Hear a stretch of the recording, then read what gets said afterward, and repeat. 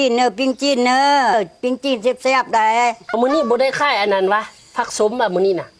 บ่ได้ขายมื้อนี้อ่ะโอ้ยมื้อนั้นน่ะค่อยซื้อน้ำเจ้าไปหั่นน่ะแม่ตุ้ยแซ่บสมคักดีโอ้ยคักได้ทั้งสมทั้งนัวคักมื้อนั้นผักกาดสมเจ้าน่ะคือว่ามีมื้อนี้ค่อยสิซื้ออีกมื้อนี้เจ้าบ่ได้เฮ็ดวะอันมื้อนี้แม่ตู้บ่ได้เฮ็ดผักสมอ่ะเอาเป็นหยังแม่ตู้คือบ่เฮ็ดบ่มีผักกาดวะบ่แม่ตู้คั้นตินหอบ่ได้เฮ็ดแม่ตู้คั้นตีนหอเออแล้วมันเกี่ยวอีหยังกับคั้นตีนหอมันก็เกี่ยวเด้อเนาะคั้นตินหอโพดบ่ได้เฮ็ดมื้อนี้อ่ะตอนเด้อก็เก้าอยู่คั้นโพดแสดงว่าแม่ตู้เอาตีนขันผักสมเอออันกินอันแซ่บๆนัวๆที่แล้วมันเอาตีนโอ้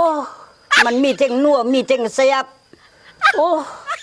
แล้วอันนี้ค่ายจะได้อันนี้น่ะไอ้นึง5,000ดองใหม่นี่แม่น 6,000 เอามาเอาซองใหม่6,000คือจะได้กำไรอยู่ดอกเอา 6,000ซองใหม่ซองใหม่เนี่ยเดี๋ยวใหม่เดียวเดี๋ยวเอามาตื้มอีกอันนึงดินี่เด้ซองใหม่นี่ไอ้นึงนี่ไอ้นึง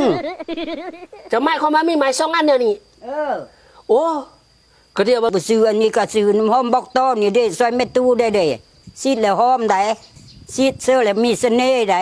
หอมสดชื่นมีสไตล์มีระลับแถมยังมีรางวัลให้รุ่นปอมอันนี้ผู้หญิงอันนี้ผู้ชาย